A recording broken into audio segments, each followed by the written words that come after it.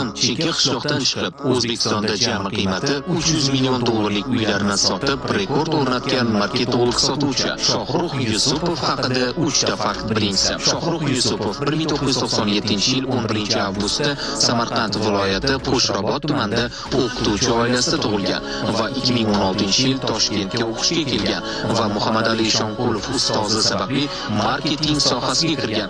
Ikkinchisi, O'zbekistonda qurilish biznesida Zapusk texnologiyasini birinchi bo'lib qo'llab, oyiga 1000 tadan 2000 tagacha xonadon sotadi. Jamoasida 150 dan ortiq shogirdi bor.